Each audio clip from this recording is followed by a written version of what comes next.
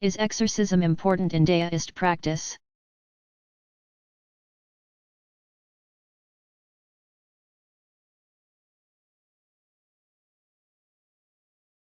Many deist rituals are designed to expel, control, or pacify troublesome spirits, or, by extension, to banish drought, famine, or outlaws who might have been plaguing the local citizenry. Deists rarely identify individual problems as personal cases of demonic, gooey, possession. Much more common are instances in which a specialist's skills are required to liberate temples, homes, and business establishments from evil influences. Until some 30 years ago, Roman Catholic tradition included a specific ritual to ordain young candidates for the priesthood to the order of exorcist, one of 4 so-called minor orders.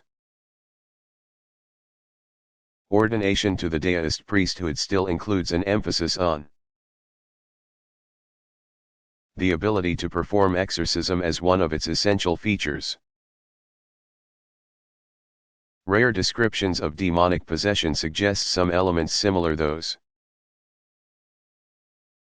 described in Roman Catholic archival accounts of exorcism, including the need to have several stout attendants restrain the possessed person occasionally. After performing a variety of ritual actions, such as lighting candles and incense and burning the appropriate charm, the exorcist enjoins the spirit to depart and a contest of wills ensures. More common, indeed regularly scheduled, rites of temple purification may include dramatization of an encounter between the offending demon and the deity called Chonkai, dispatcher of demons. After the demon, sometimes played by a member of the temple staff or a professional actor, steals an incense burner, the priest/deity subdues the evil one and returns the stolen item to the temple gods. Only through the dominance of Yang over Yin can a successful exorcism be carried out. A high moment occurs as the high priest drives the evil spirit out, to the accompaniment of intense sound from percussion instruments. Another method for ridding a building of an evil presence is to create billows of holy smoke by boiling oil and adding water to it.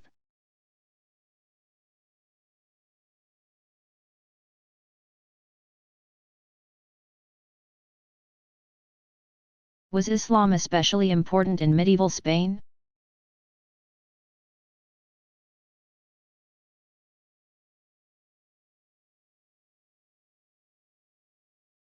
Not long after Arab troops began to occupy the Iberian Peninsula, Muslim princes, called amirs, literally commanders, pronounced emir, established themselves in major cities. In 750 the Abbasids sought to put an end to their Umayyad rivals by assassinating all of the family's princes. One managed to escape and take refuge in Spain. This Abdar Rahman proclaimed himself Amir of Córdoba, still holding aloft the Umayyad standard. His successors eventually broke with Baghdad definitively by proclaiming the Umayyad Caliphate of Córdoba. A major step up from an Amirate, the Caliphate laid claim to the universal allegiance of all Muslims. For several centuries Córdoba would be a marvel of cultural splendor and interreligious harmony. On the whole, Córdoba was an outstanding example of how Jews, Christians, and Muslims could live together in peace under Muslim rule. Islam's presence was highly visible in other Spanish cities as well. Seville became an important political and cultural center. As Córdoba receded in importance in the mid-11th century, Christian reconquest of Spain gradually retook ground from Muslim rule, from Toledo to Córdoba to Seville. Granada would remain the last stronghold of Islam until the armies of Catholic monarchs Ferdinand and Isabella took the legendary Alhambra in 1492. Nearly 8 centuries of Islamic presence in Spain left a rich religious and cultural heritage. 500 years after the fall of Granada, small communities of Muslims are once again taking root in Spain.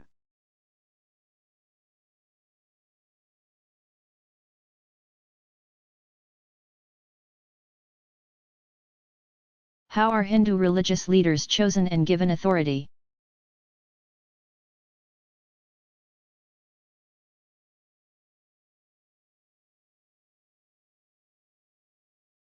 Priesthood is generally a hereditary office, with families often tracing their sacerdotal lineages back many generations. Priests who serve in local temples are not typically members of the Brahmin caste, but their religious roles are likewise hereditary. Spiritual guides and teachers called gurus are those who rise to local or wider prominence as a result of their proficiency in various facets of religious knowledge and practical wisdom.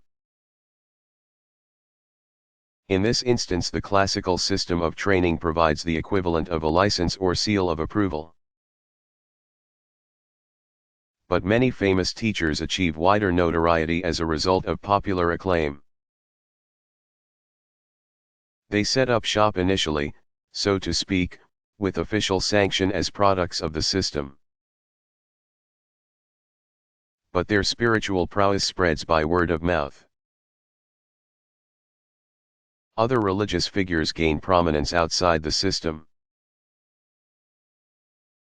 An individual's reputation for holiness begins when those around him or her observe special powers or qualities, and grows as seekers gather in hopes of sharing in the wisdom and sanctity.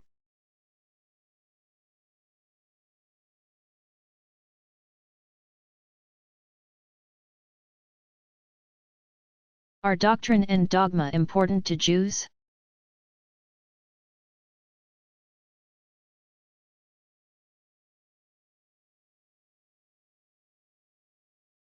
Jewish tradition is generally more concerned with orthopraxy, correct practice, than with orthodoxy, correct opinion. Creedal statements such as the 13 Articles offer a convenient distillation of the heart of Jewish belief. But there have been few historical instances of prominent attempts to use adherence to a body of doctrine as a measure of membership. Even now, with ultra-Orthodox groups in Israel pressing the question of who has the right to call him or herself a Jew, the issue turns more on behavior than on belief. The most conservative elements claim that only religiously engaged Jews are truly Jews. But practical adherence to the halakha is the crux of the matter. There have been no major cases of Jewish inquisitions targeting false teachings.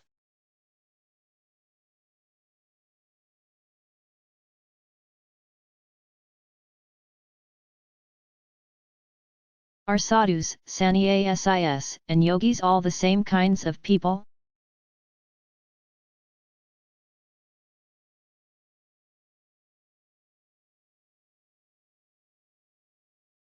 These three common terms refer to different specific religious roles or functions, any or all of which could be exemplified in a single person. They are often used synonymously, but there are important differences. A sadhu is a person of unerring trajectory or one who has achieved a goal by means of a regime of spiritual practices and disciplines called collectively sadhana.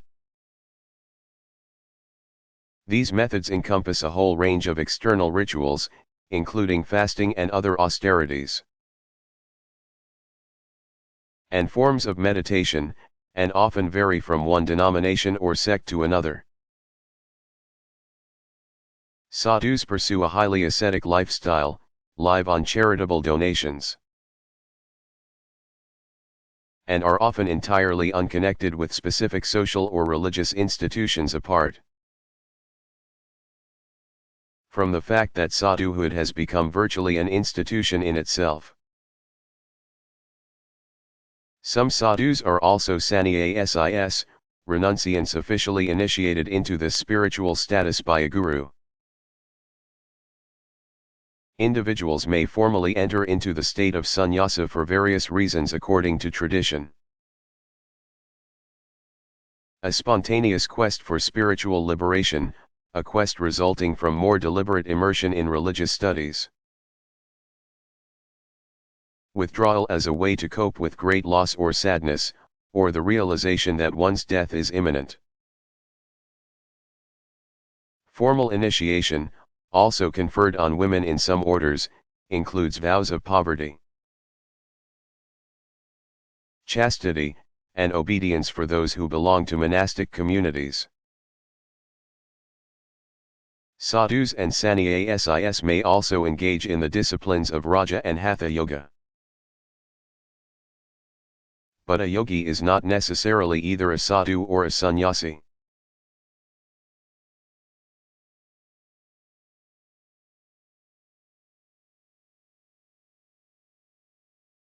What kinds of special ritual objects figure in Buddhist worship and prayer?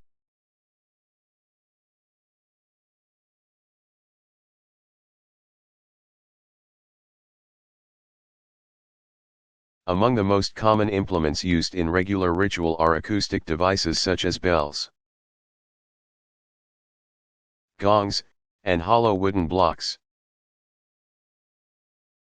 Prayer leaders will occasionally strike a large bronze bowl-shaped bell set on a pillow. As its vibrant, mellow ring decays into silence, devotees recall the universal characteristic of impermanence. When ritual leaders, sometimes accompanied by the congregation, chant sacred texts, they generally strike a hollow block of wood rhythmically to keep chanters together in their recitation. Incense burners and containers of sand into which devotees can insert their lighted incense wands are part of nearly every ritual setting. Sometimes devotees will approach a temple's large incense cauldron, waft the smoke toward them with their hands, and then rub it on various parts of their bodies for healing and general well-being. Esoteric sects typically employ a larger variety of objects. Tibetans use a small scepter symbolizing the indestructibility of the thunderbolt in one hand. The other holds a small bell whose vanishing sound represents impermanence. Some groups use weapons associated with Hindu deities who became part of the Buddhist pantheon. Some also use a begging bowl, as the Buddha did, or a fly whisk, symbol of adherence to the Dharma. Most basic among the ritual objects in both home and temple are the candle holder. One for the home, 2 in temple, flower vase, 1 at home, 2 in temple, and small censer. Other common objects include tablets or scrolls containing sacred names or mantras, either in Sanskrit or the vernacular.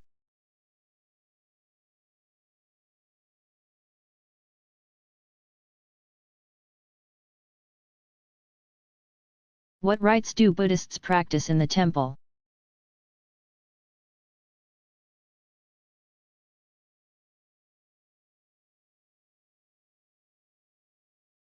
Some of the ordinary ritual activity that occurs in most Buddhist temples is communal. Congregational chanting of mantras or singing of hymns occasionally plays an important role. But a great deal of Buddhist temple ritual remains relatively unscheduled and highly individualized. Worshippers in Theravada temples sit or bow before the Buddha image and recite traditional prayers in praise of the historical Buddha. Devotees often hold as an offering a candle, flower, food, or a small parasol, symbols of respect for royalty. Offerings of flowers are particularly helpful reminders of impermanence, since they invariably wither and fade. Worshippers generally regard sacred images as aids to prayer and often also as possessing certain magical powers, but the image is not itself the Buddha. Theravada ritual aims to overcome the suffering born of inappropriate craving. Some temples have wall murals depicting scenes from the Jataka tales, each one exemplifying one essential virtue. Worshippers can meditate on these scenes in succession and ponder the ethical implications. Since the Buddha was like an extinct fire that needs no more fuel, people do not worship him as such. Theravada temple ritual is meant to dispose the devotee for greater spiritual development. Popular Mahayana rituals are similar in some outward respects, but they focus on the Buddha and Bodhisattvas as repositories of saving grace and power. Worship is a means to assure rebirth in one of the Buddha lands. Rituals emphasize the need to surrender entirely to saving grace and boundless compassion. Ritual helps overcome ignorance of the ultimate sources of transforming spiritual power. Mahayana temples often display multiple images, sometimes having several walls lined with statues. Devotees can pay their respects to each, waving an incense wand clasped between folded hands as a gesture of veneration.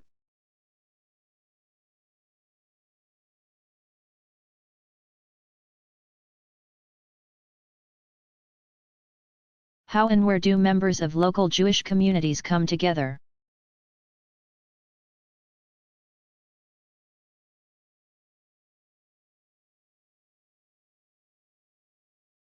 The synagogue, from the Greek for coming together, sometimes referred to as the temple,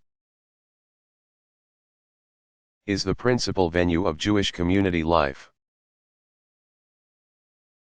More traditional synagogues have served very localized communities,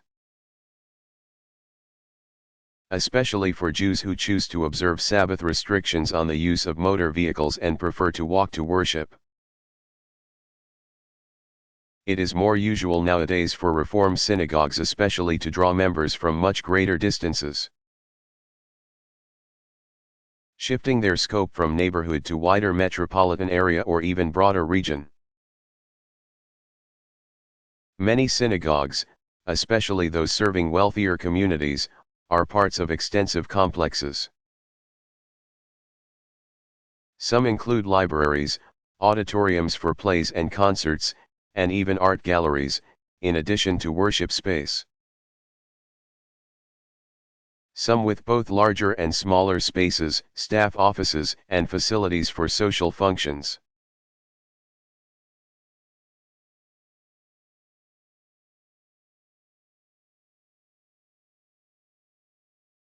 Is there such a thing as Shinto art or aesthetic?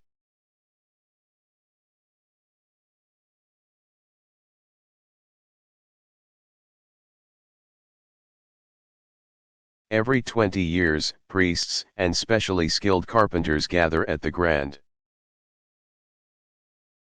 shrine at ISE for a ritual that says a lot about Shinto artistic sensibilities. They construct a new inner shrine on a plot left vacant for the previous 20 years.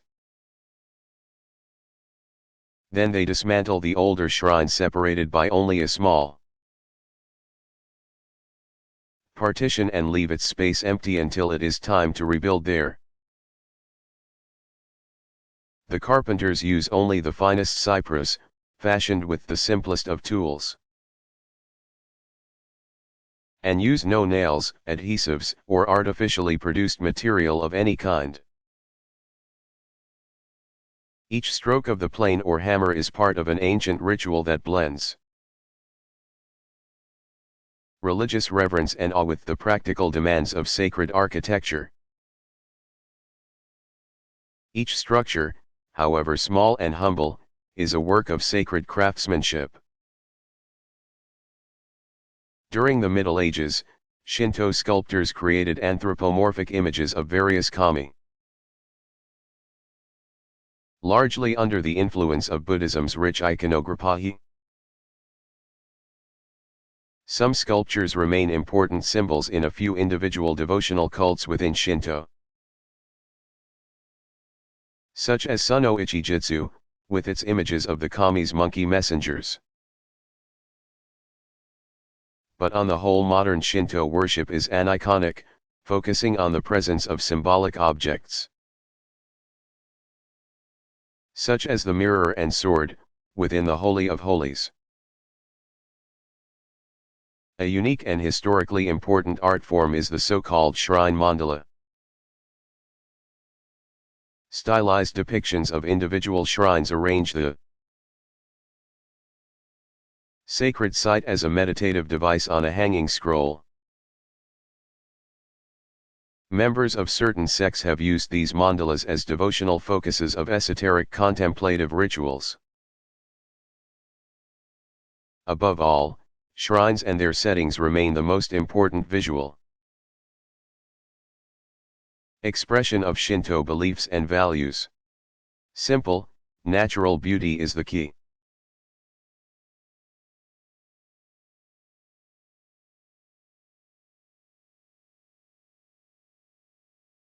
Have martyrs ever been important in Islamic history?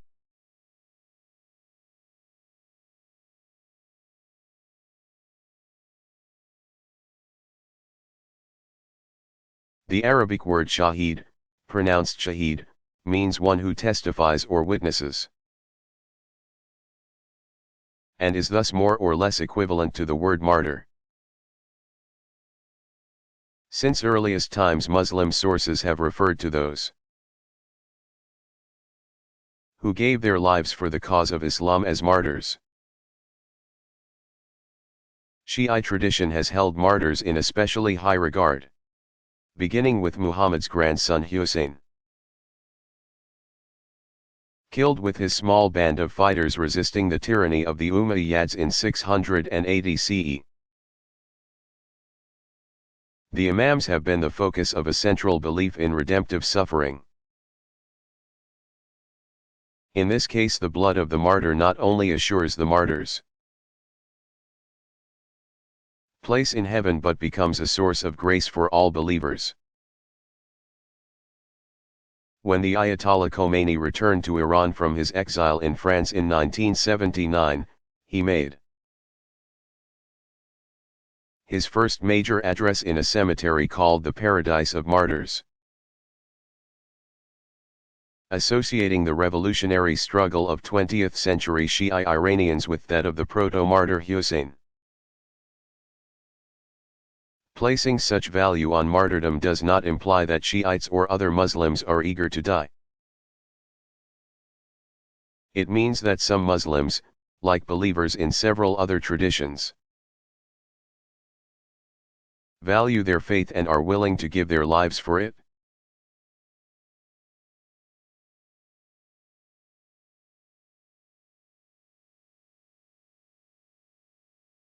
Is number symbolism important in Hindu tradition?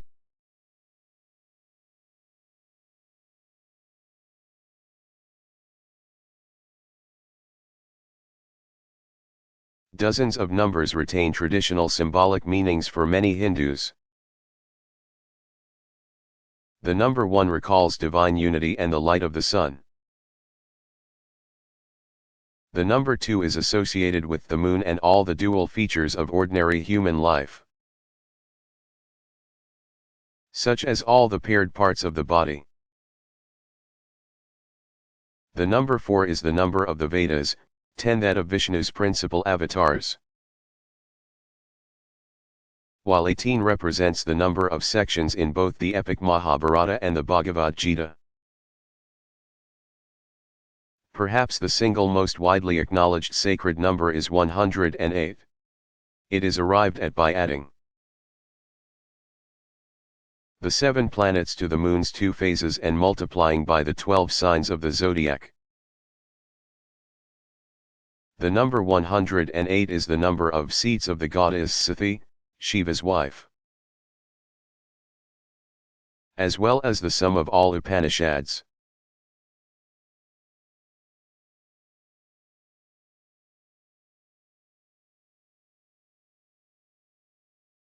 If not, how can one say that God is just?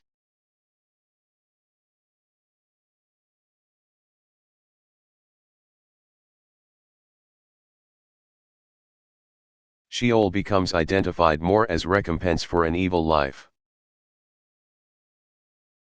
but is gradually replaced by the concept of Gehenna. Just south of Jerusalem lies a small valley that may at one time have belonged to a man named Hinnom. Hence Gehinnom, the valley of Hinnom. It must have been a most unpleasant place. Long-standing tradition associates it with fiery punishment, possibly because it had been a place for incinerating refuse in ancient times. As a parallel to this abode of deserved misery, there must surely be a place where the good are rewarded. Perhaps near the dwelling of God himself.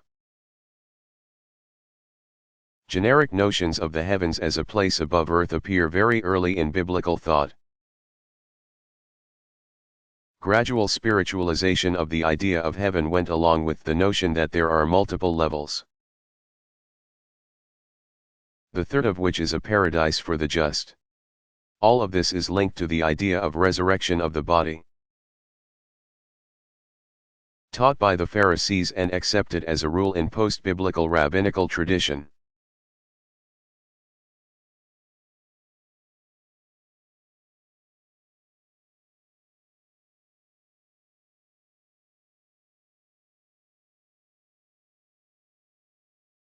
What issues have characterized Shinto's relationships to other traditions?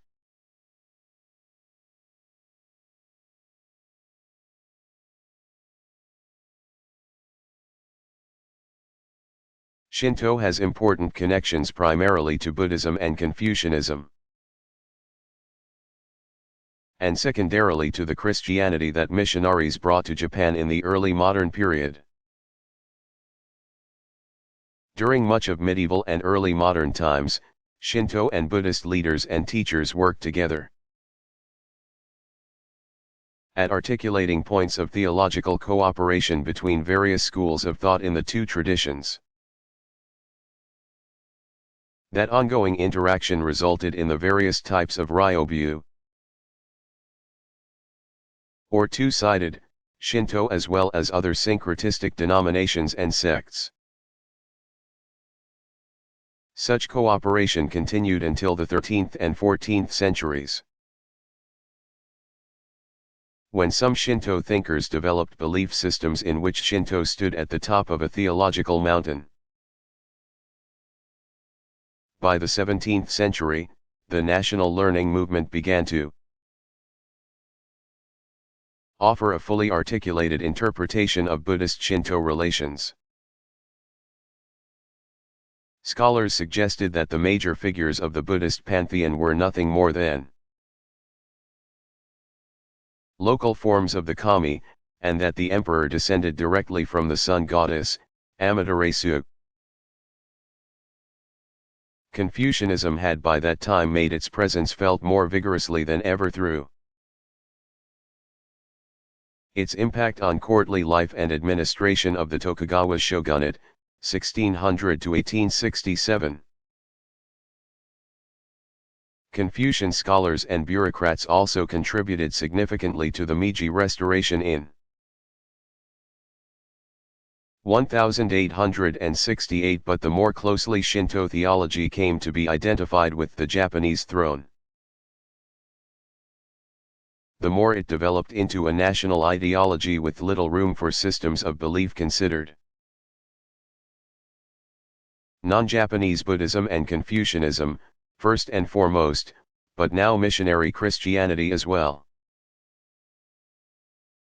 Contemporary Shinto has once again become more open to interaction with other traditions.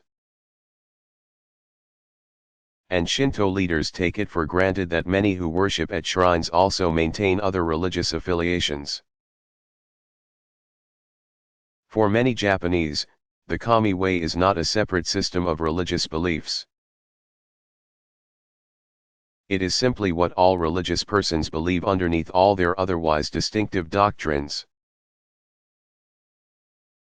Shinto is therefore nothing less than the very essence of acknowledging the divine in the world.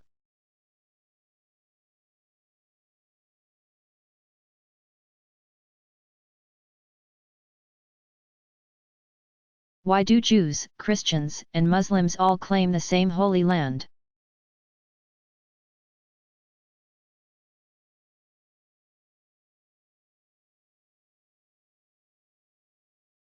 Palestine lies in Southwest Asia at the eastern end of the Mediterranean Sea.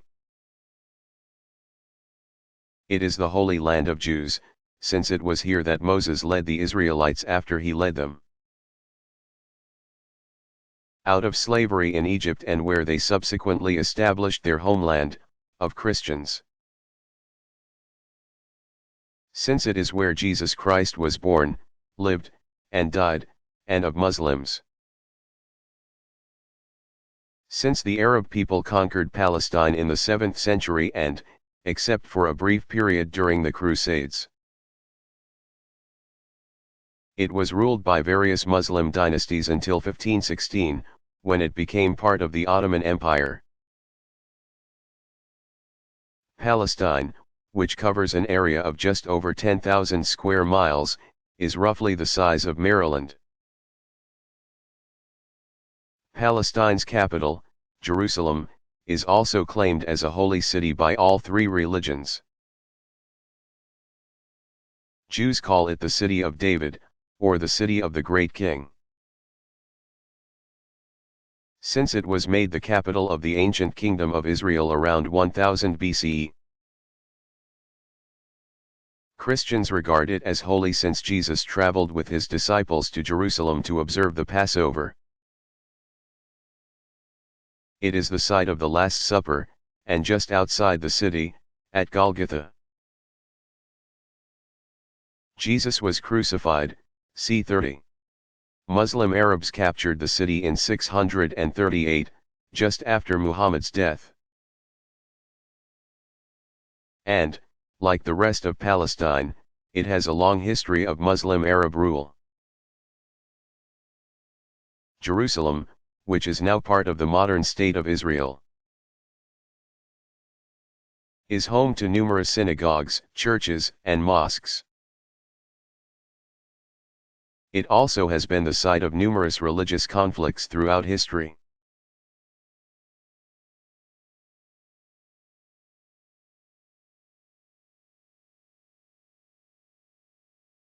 Have women exercised leadership among deists?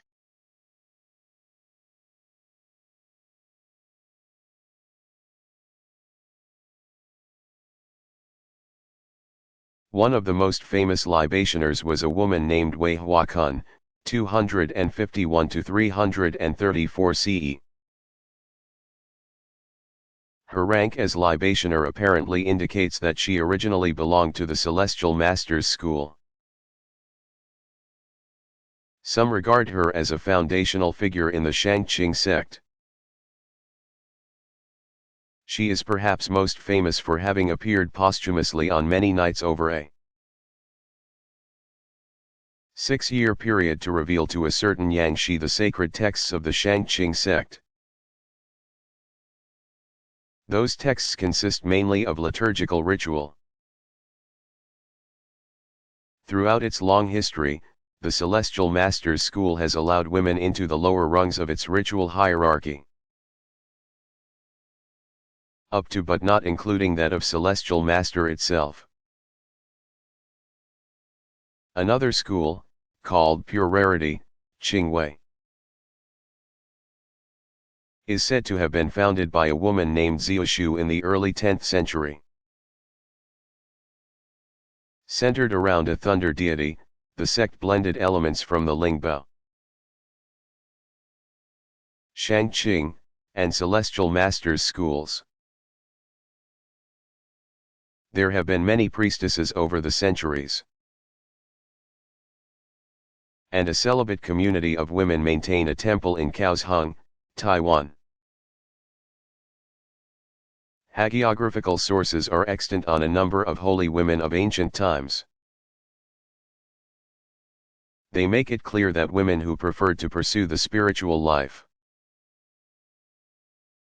rather than devote themselves to family risked almost certain disapproval.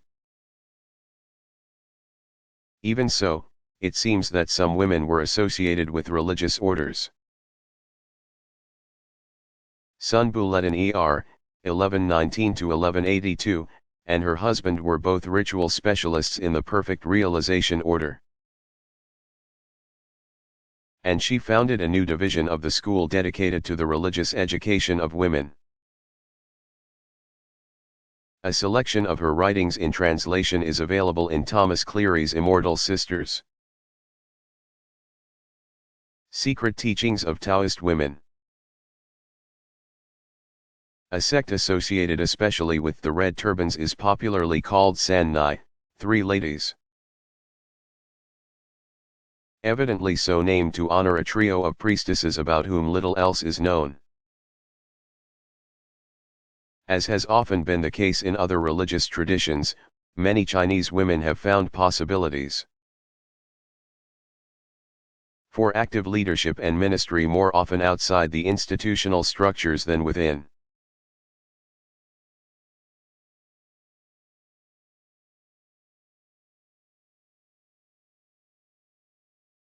Did Confucian tradition spread beyond China?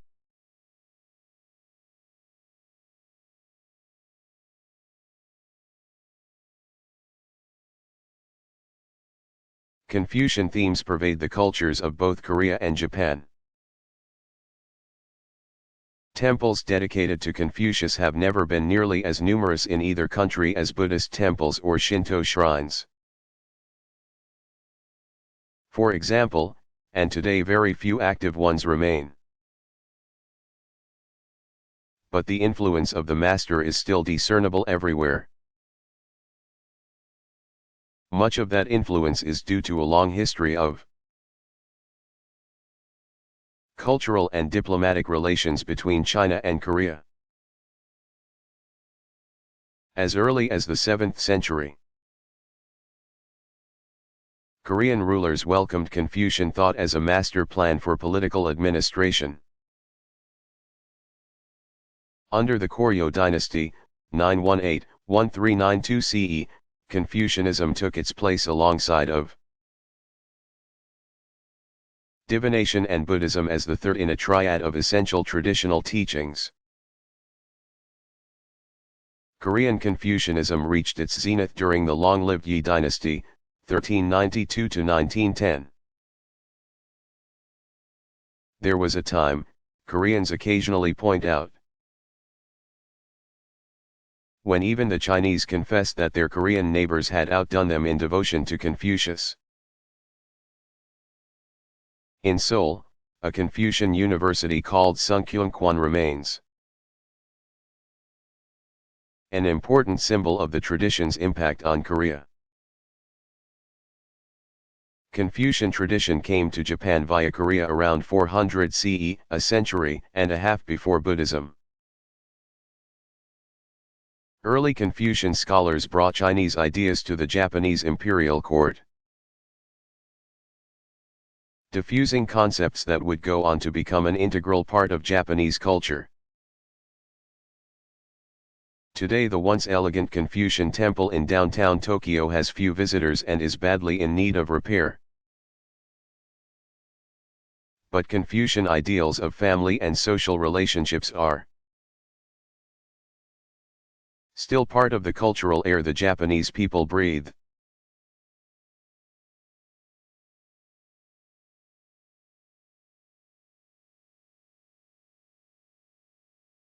Were there any other early sectarian developments?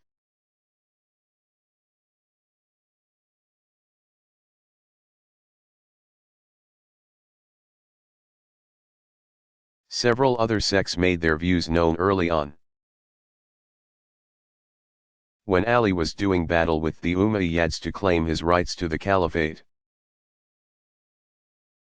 a number of his troops seceded on the grounds that Ali was too lax in his appeal to religious principles in the conduct of battle. They judged Ali a serious sinner who was no longer worthy of the name Muslim. That group became known as the Kharijites, or Khawarij, those who secede. And a small remnant of their several factions live today largely in Oman on the Persian Gulf. Several other groups also expressed their opinions as to how far one might go in judging another person's suitability for true membership in the Muslim community. One of the more influential believed that only God could judge a person's soul, and that it was therefore best to postpone judgment on the matter. They were known as the Murji'ites or postponers.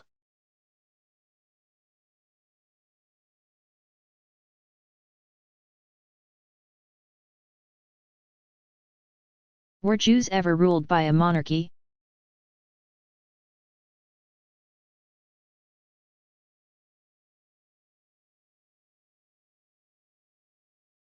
The thorny issue of monarchy arose during the later years of the Judges, c. 1200 to 1000 BCE, who ruled Israel after Joshua had led the establishment of the people in the newly reached promised land of Canaan. Some argued that Israel should be like all the surrounding lands, each ruled by its own king. They saw no other solution to the lawlessness they believed had overcome their land. Others held on to the conviction that embracing the institution of monarchy would amount to a betrayal of God's sovereignty. Saul was the first king, R 1020 to 1000. From his capital at Gilgal he succeeded in uniting the tribes against the common enemy, the Philistines. David, R 1000 to 961, established himself first at Hebron. But after taking Jerusalem from the Jebusites declared that city his capital. He sought to unify Jewish religious life and instituted the office of court prophet. David's son Solomon, R 961 to 922, further centralized Jewish ritual in his newly built Jerusalem temple.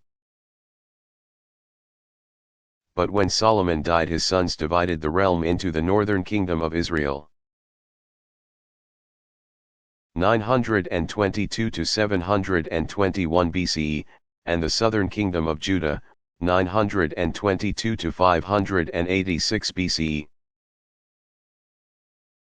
200 years later the northern capital of Samaria fell to the Assyrians, never to be recovered.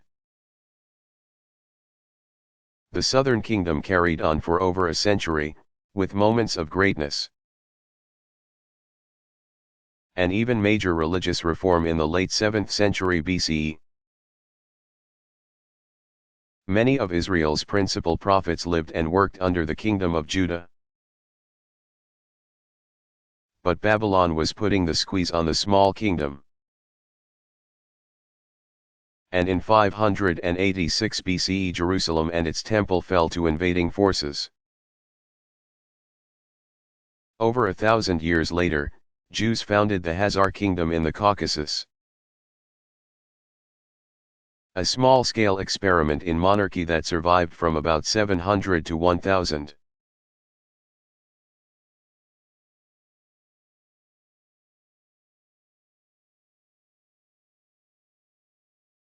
Do Jewish communities run private schools for their children?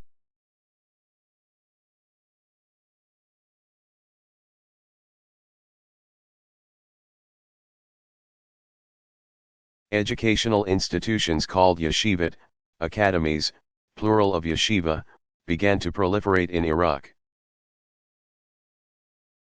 In communities that grew out of the exile, and in Israel especially after the temple was destroyed in 70 CE.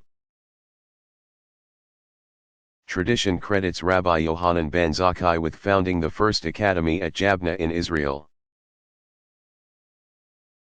Since the Sanhedrin had been housed in the temple, it found a home at the academy. Academies in Iraq began in the 3rd century CE at Sura and Nehardea, and later at Pumbedita.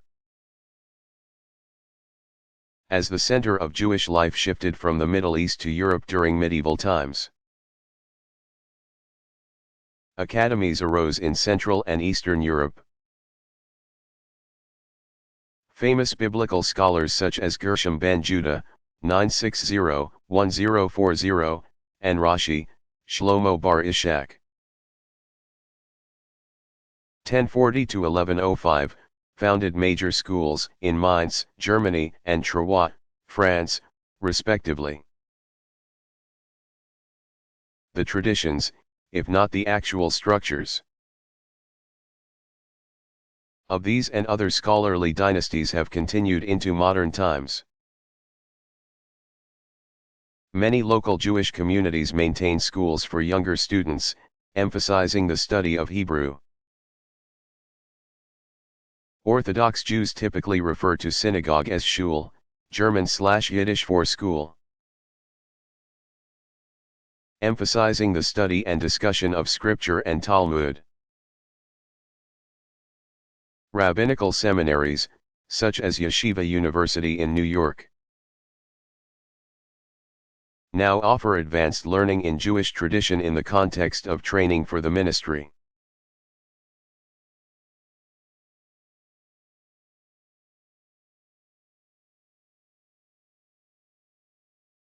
Who are Shi'i Muslims?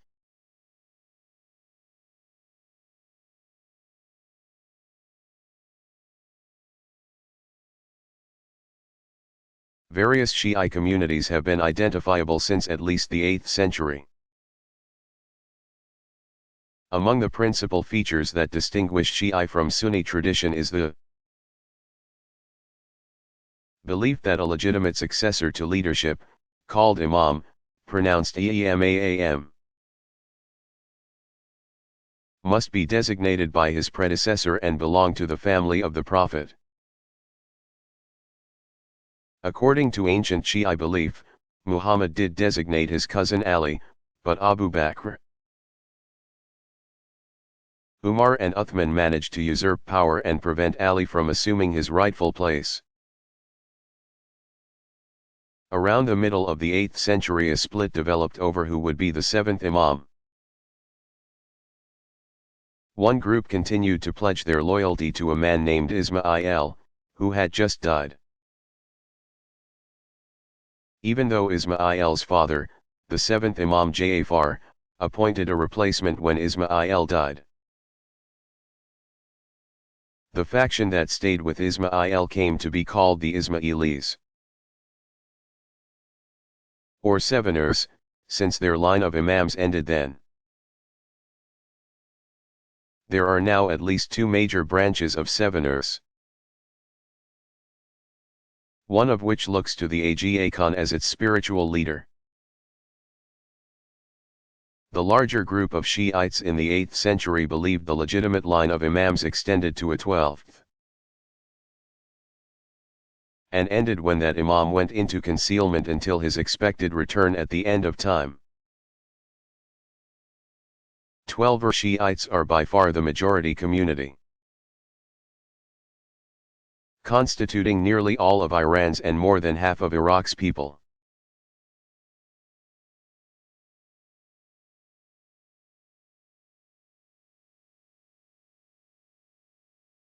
How do Daists worship at home and throughout the day when they are not in temples?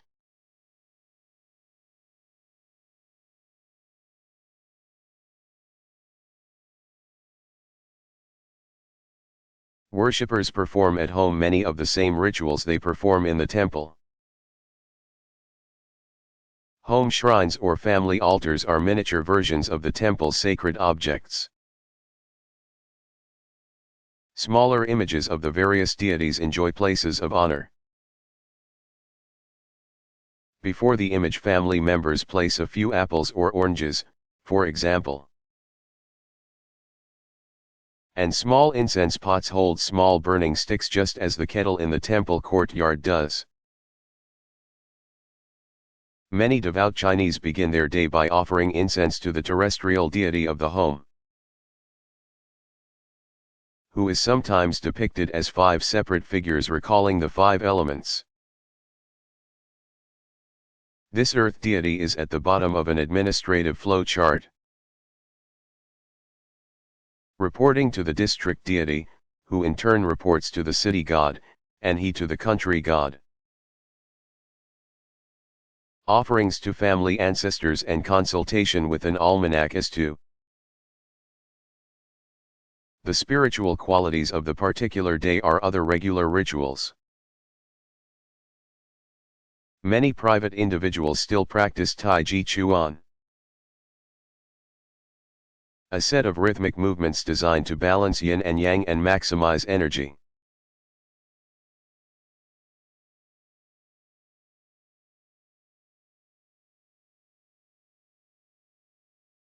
Are any feasts dedicated especially to the goddesses?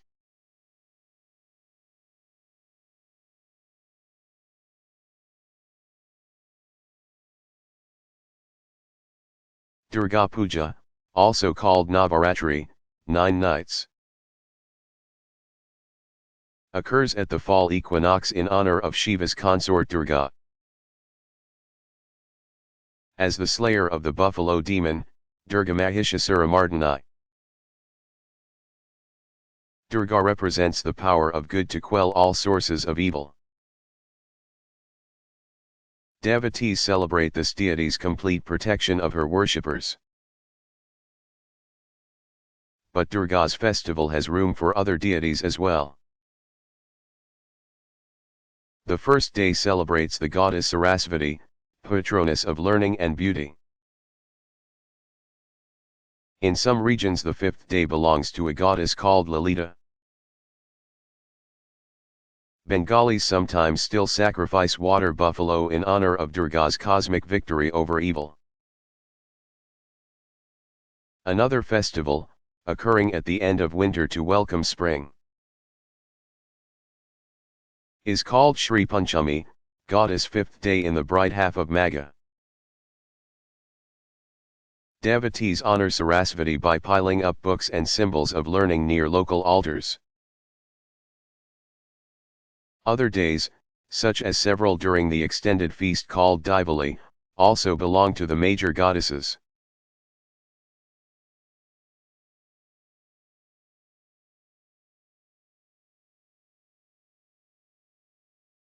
What is a Buddhist nun?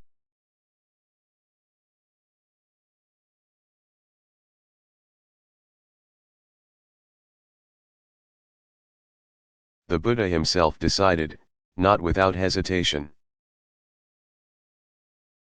to institute a female counterpart to male membership in the monastic Sangha. Nuns, called Bhikshunis, or female mendicants, had from the start to defer to monks, and were required to abide by over 100 additional disciplinary regulations. Many scholars note that the formal lineage of the order of Buddhist nuns has long since been disrupted.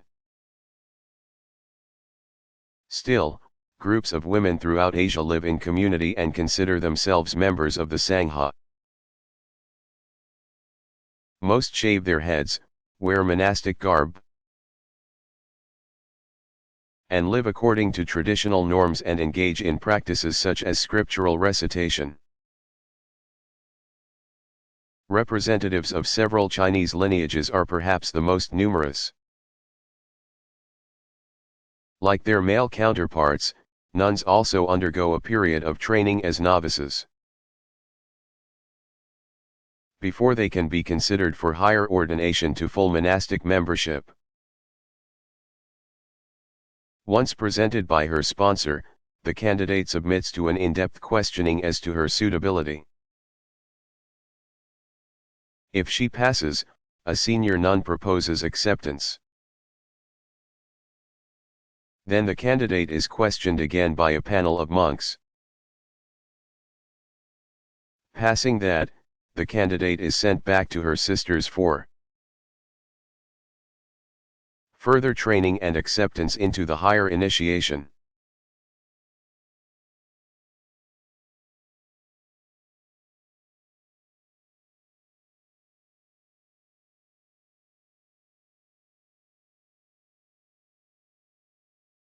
Have Jews traditionally sent out missionaries to convert others?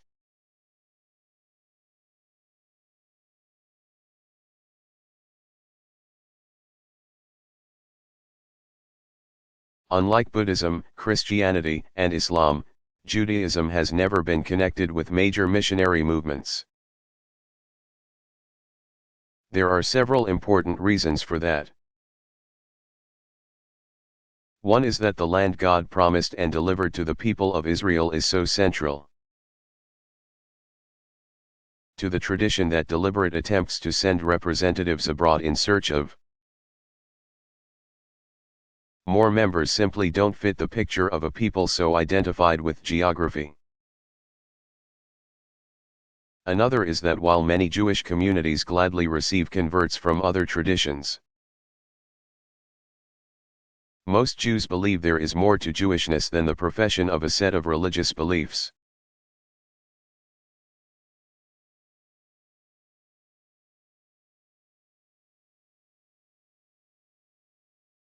How and where do members of local Muslim communities come together?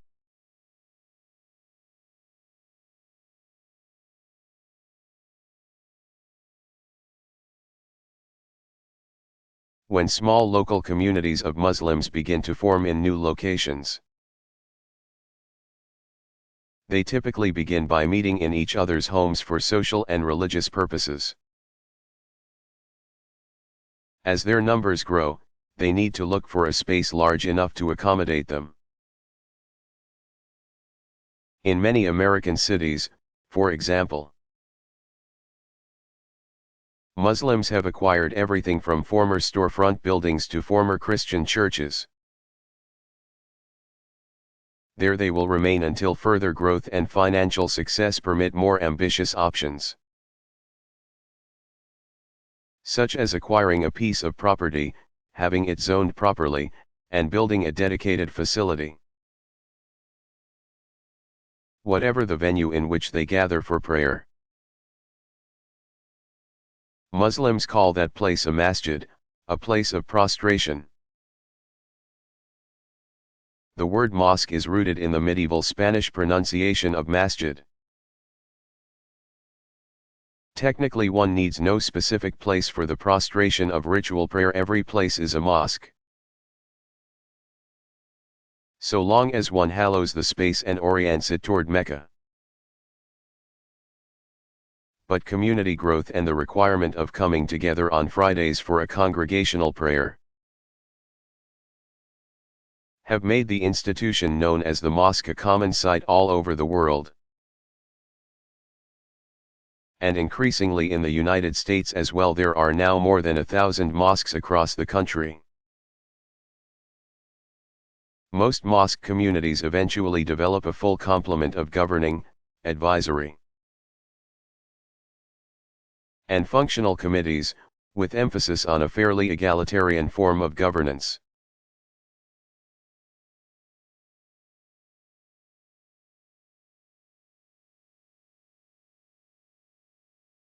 Is there such a thing as a deist saint?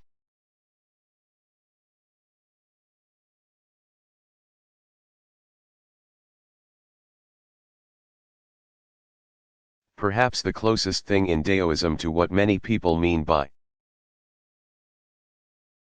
saint is the ideal of human development called the sage, Zhenren. Unlike ordinary people, the sage keeps his knowledge hidden. Because there is no need to impress or persuade others. A sage is thus like the silent, unobtrusive Dao. Neither does the sage labor over the right course of action. For love is squandered when spent on specific deeds rather than lavished equally on all. The sage understands that failing to yield is not to be confused with courage. The sage knows how to give without being emptied, how to take in without being filled. Completely in harmony with nature, the sage acts without intent, learns without studying intently. Chinese religious traditions often have elevated otherwise ordinary human beings to a status above the merely human. But there is no standard formal process by which this elevation takes place. In this respect, Daoism is closer to Islam than to Christianity, for example, where sainthood requires elaborate and lengthy investigation and verification. Emperors and others in authority have sometimes announced honors of this kind by decree. But sages are generally acknowledged as such as a result of grassroots movements rather than by pronouncement from on high. There is at least one other distinctive feature of the making of a deist sage. Whereas saints in some other traditions arrive at a level of spiritual perfection as a result of divine grace, the deist sage is a product of self-help.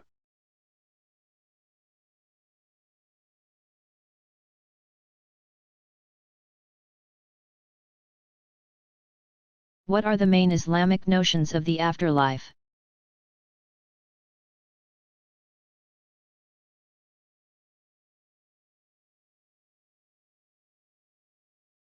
Muslim eschatology has much in common with most Christian and some Jewish traditions about the afterlife. Death is not the end of life, but a transition to another level of existence. Muslims believe human beings are accountable for all of their free moral decisions. People are not held similarly responsible for actions with negative consequences but done under duress or in the absence of intent to do evil. Numerous texts of the Quran warn of the coming day of judgment. The day of resurrection, the hour in which the true quality of everyone's deeds will be revealed. On the basis of that accounting, individuals will go across a narrow passage of no return called the Barzakh, pronounced Barzakh, to one of several destinations. Paradise is called the garden, Jannah, pronoun Jannah. A verdant place of repose and delight, an oasis for the just. Heaven is not so much literally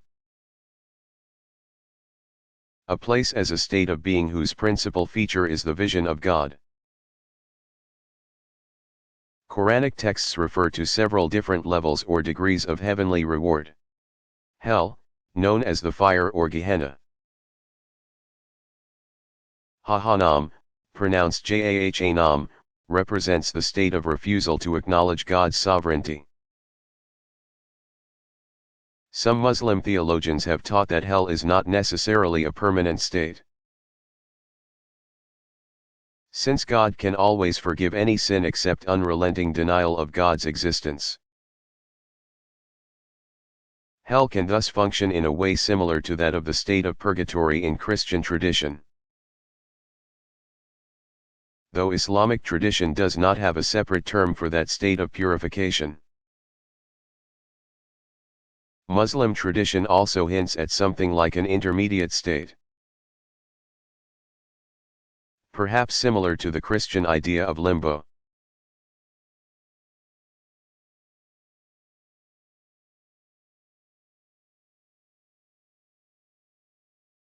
Is meditation important in Daoism or CCT?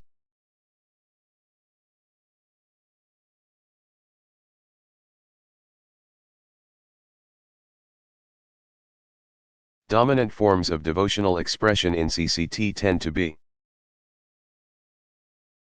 associated with more extroverted ritual and supplicatory prayer. Classical and later Daoist sources, on the other hand, describe various meditative methods designed to help the practitioner turn inward. In fact, Chan Buddhism, the Chinese precursor to the more famous Japanese Zen, seems to have borrowed much from Daoism in this respect. The meditator sits and forgets in the presence of nature, engaging in the fast of the mind. Principal stages in Daoist meditative technique are the following. First, the meditator calms the body by adopting a fixed posture and slow, regular breathing. As the meditator becomes one with his or her breathing, distractions begin to dissolve. To develop greater concentration, the meditator chooses a specific symbolic focus for detailed visualization. In the next stage, the meditator moves beyond this discursive intellectualizing into the fast of the mind. Leaving behind all symbols and ideas, the meditator enters a realm where images are irrelevant. Finally, the meditator loses all sense of self and attains union with the Dao.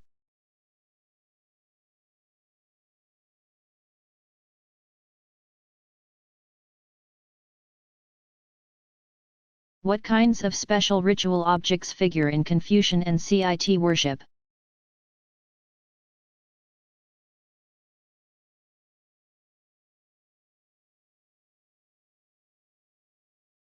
When Confucius was young, he was particularly intrigued by the classic bronze vessels his ancestors had used for centuries in honoring heaven. Most of these vessels held materials to be offered. The principal forms developed in connection with the particular types of material. A vase, was to hold sacrificial wine, a jug, poured libations. And beaker, may have been used for sharing a communion-like drink. The ding was a bowl for ritual foods such as cereal grains or fruit. Some of these objects apparently were designed in particularly symbolic shapes, such as the hill-shaped censer, whose form recalled the 5 sacred mountains. Some bronzes bear abstract representations of the 4 directional creatures: the black tortoise of the wintry north, the green dragon of the vernal east, the scarlet bird of the summery south, and the white tiger of the autumnal west. Inscriptions dedicating an object to a father, for example, or expressing the hope that sons and grandsons will use the vessel for 10,000 years, suggest that they were commonly used in ancestor veneration rituals. Even today, copies of those antique objects adorn the altars in Confucian temples and are part of the relatively infrequent offerings held there. Many of the sacred vessels were buried in tombs or even thrown into river beds. during invasions to prevent them from falling into the hands of barbarians. Nearly every large museum has good examples in its Asian collections, and they are well worth a visit.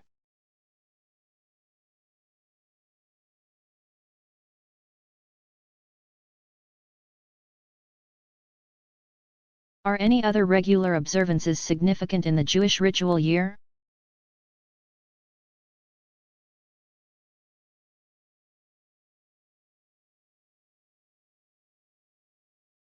"3 days of fasting and mourning, 2 in summer and 1 in winter, are connected to remembrance of the first and second temples. Tesha B'Av, the 9th of Av, is a day of lamentation for the destruction of Solomon's temple in 586 BCE. Israeli Jews and pilgrims gather at the western wall of the Herodian temple to grieve over the loss. The short biblical book called Lamentations is a traditional reading for the occasion. Associated rituals have given the remains of the temple the popular name the Wailing Wall. 8 days after Hanukkah, on the 10th of Teves. Another fast commemorates the Babylonian king Nebuchadnezzar's initial siege of Jerusalem in 587 BCE. In more recent times the occasion has become associated with mourning for victims of the Holocaust. On the 17th of Tammuz. A less popular occasion, some Jews fast to recall the times when the armies of Nebuchadnezzar and Titus first broke through the walls of the temple in 587/6 BCE and 70 CE, respectively.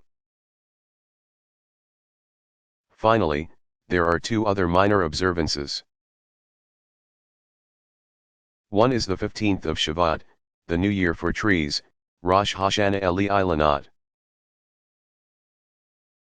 A day of thanks to God for the bounty of the earth.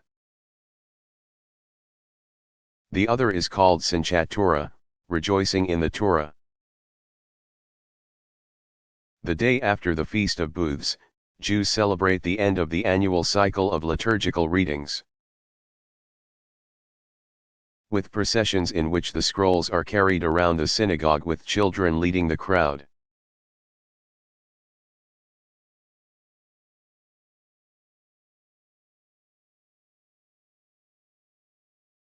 Can women exercise religious leadership among Hindus?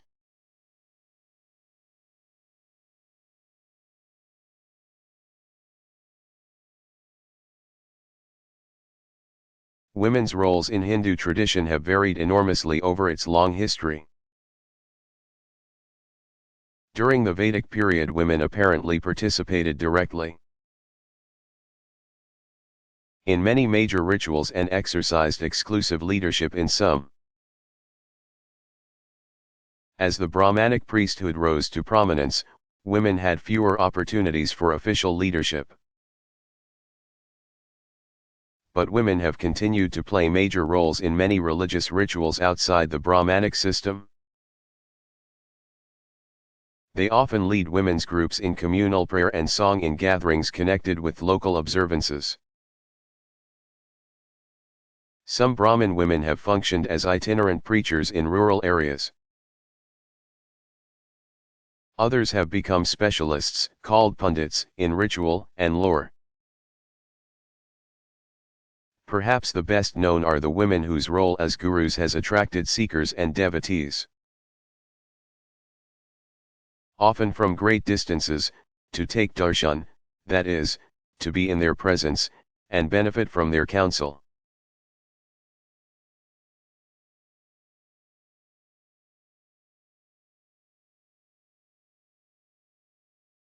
What's the difference between prophetic and apocalyptic literature?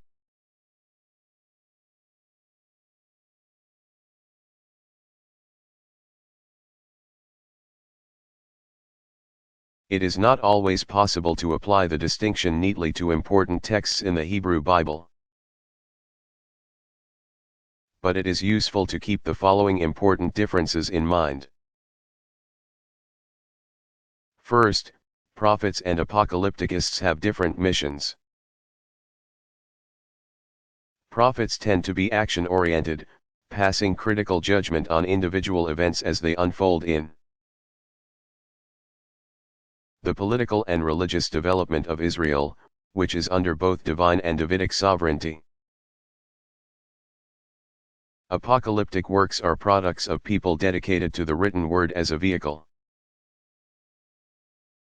for passing judgment on the whole of history, not just that of Israel and its monarchy. Second, the content of the biblical works they have produced differs markedly. Prophets describe specific examples of injustice seen in the context of an ethical struggle within Israel, which God's judgment over his people will resolve on the coming day of the Lord. Writers of apocalyptic works offer more generalized and highly symbolic visions of the reign of evil. Visions that only a divinely commissioned angel can interpret.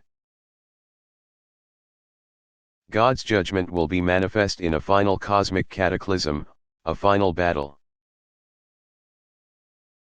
sometimes called Armageddon, between the forces of good and evil. Finally, prophetic texts generally claim authorship by name while apocalyptic texts typically use a pseudonym, either to add credibility to their visions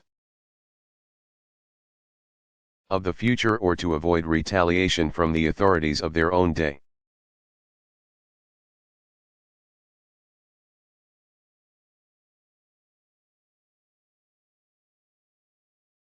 Have relics ever been important in Judaism?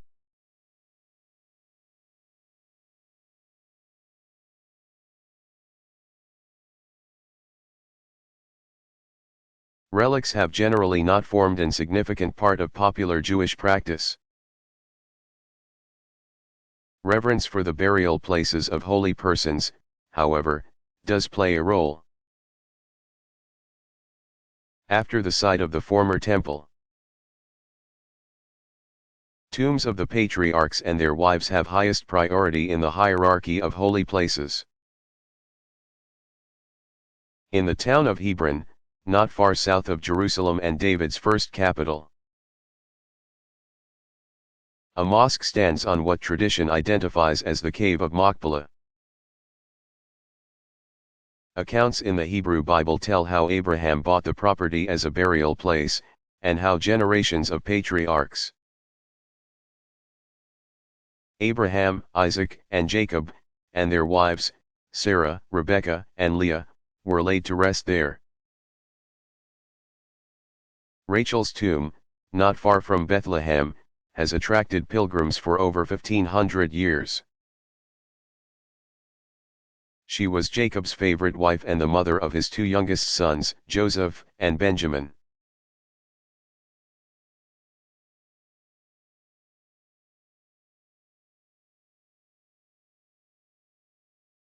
What makes important religious practices rituals and ensures that they work?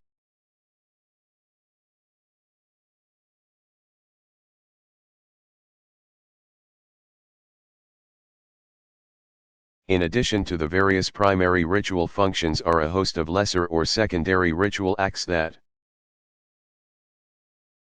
help participants establish a proper ritual setting and ensure that the actions are maximally efficacious.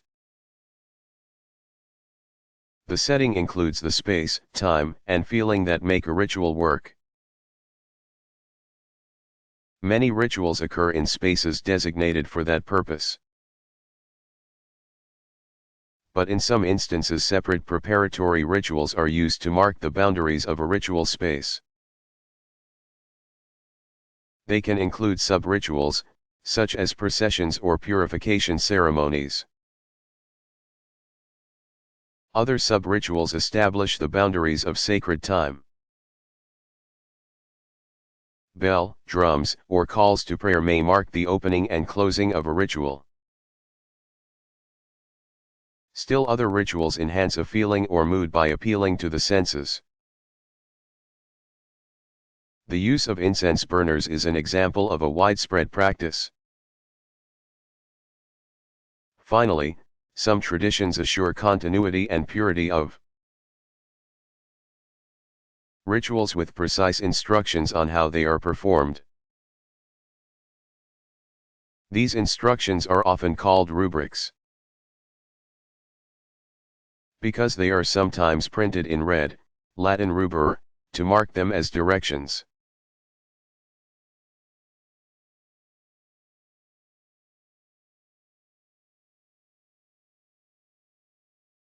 Was Hinduism ever identified with any political regimes?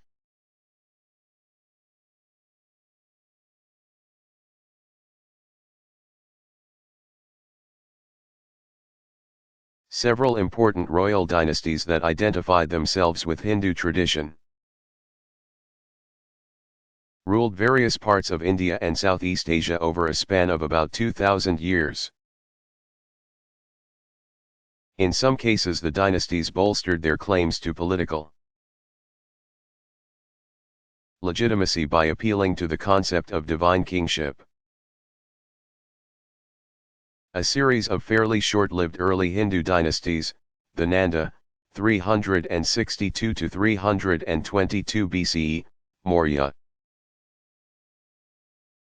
322 to 185 BCE, and Shunga, 185 to 73 BCE, evidently faltered as a result of their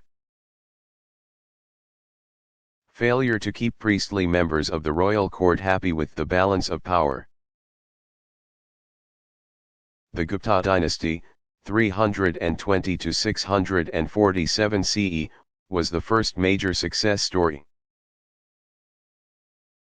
Taking control over the northern two-thirds of India. Promoting devotion to Vishnu especially, the Guptas oversaw what some call a renaissance of Hindu culture.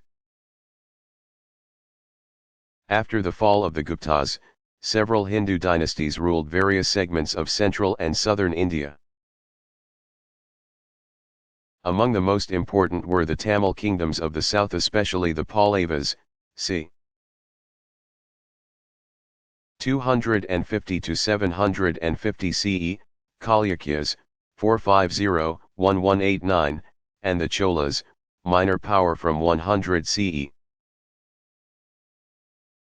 Expanded 800-1300 CE, all of which were major patrons of religious art and architecture.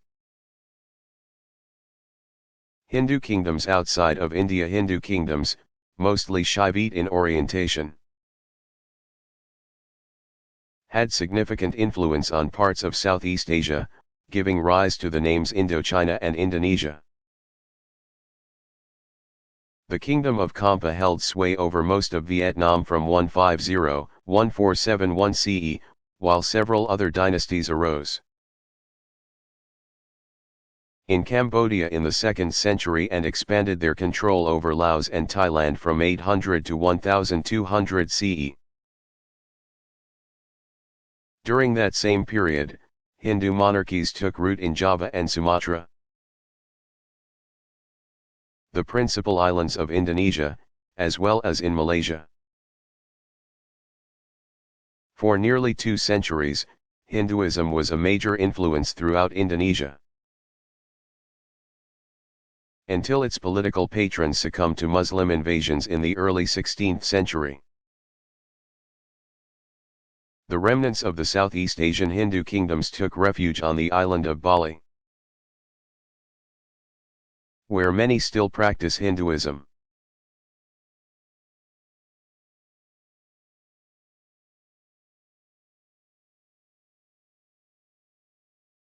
What are some basic clues about the iconography of the major deities?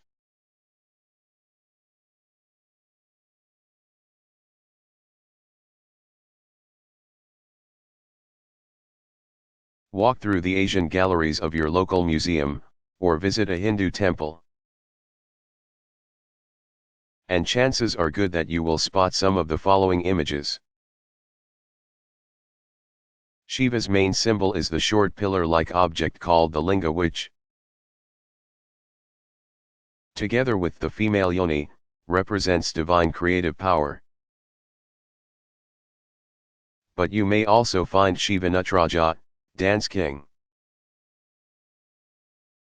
Surrounded by a ring of fire, cosmic flux, and trouncing the demon of ignorance. His upper right hand holds the drum whose sound is that of creation. His upper left the fire of destruction. His lower left points to the earth, the lower right raised in a gesture of reassurance. From his head flows the Ganges, whose fall to earth Shiva breaks with his matted locks. You may find his beloved mount, the bull Nandi, nearby. Shiva may also appear seated with his very voluptuous wife, Parvati, and their very human-looking son Skanda.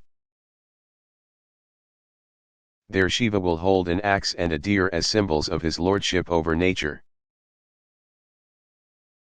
You may also see the combined male and female Shiva Parvati called half-woman Lord, their other son. Ganesha, is the one with the elephant head and pot belly. He holds a bowl of sweets in one hand, and in the other one of his own tusks, which he is about to hurl at the demon who made fun of him. His vehicle is a mouse or rat, an obvious dash of humor. Vishnu may appear alone or with his wife, Lakshmi. He typically carries the conch shell,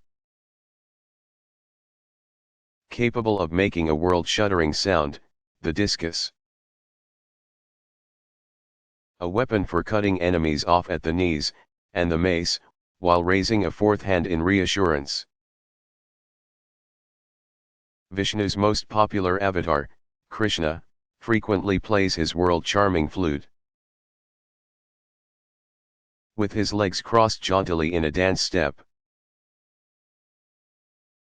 His beloved Radha often appears with him. Rama is the second most important avatar, recognizable by his bow when standing alone, but usually seen in company of his wife Sita, his brother Lakshmana, and their faithful monkey assistant Hanuman.